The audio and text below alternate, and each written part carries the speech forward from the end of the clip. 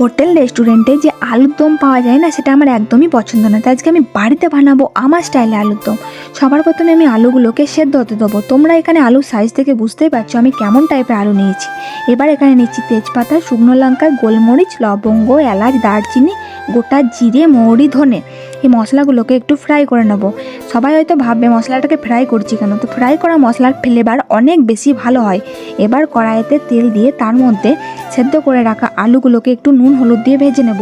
অনেককে আমি দেখেছি আলুর দমের জন্য আলু সিদ্ধ না করে ফ্রাই করে নেয়। এতে আলু সেদ্ধও কম হয়, সময়ও অনেক বেশি লাগে, তেলও অনেক লাগে। তাই আমি আজকে আলুর দমটা ঠিক এইভাবেই বানাবো। এবার এখানে দিচ্ছি একটা বড় সাইজের টমেটো, বেশ অনেকটা কাজু বাদাম আর ভাজা মশলাটাকে। এটাকে আমি মিক্সিতে খুব ভালো করে একটা পেস্ট বানিয়ে নেব। তারপর কড়াইতে তেল দিয়ে ফোড়নে দিলাম গোটা জিরে আর বেশ অনেকটা পেঁয়াজ কুচি। এবার এই পেঁয়াজ কুচিগুলোকে খুব ভালো করে তেলের সাথে আমি ভেজে নেব।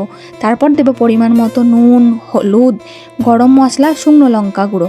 এবার এই সব উপকরণগুলোকে মিশিয়ে নিয়ে ওই বেটে রাখা পেস্টটাকে এর মধ্যে দিয়ে দিচ্ছি। এবার এটাকেও আমি এই পেঁয়াজের সাথে খুব ভালো করে মিশিয়ে নেব।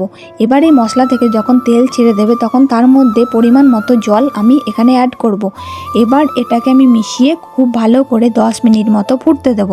যখন ফুটে আসবে তখন তার মধ্যে ভেজে রাখা আলুগুলোকে অ্যাড করে আরও 10 থেকে 15 মিনিট ফুটিয়ে নেব।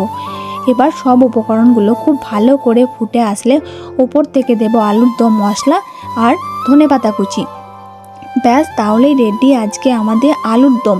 তো ভিডিও ভালো লাগলে লাইক করো, কমেন্ট করো, শেয়ার করো, চ্যানেল নতুন হলে সাবস্ক্রাইব করো।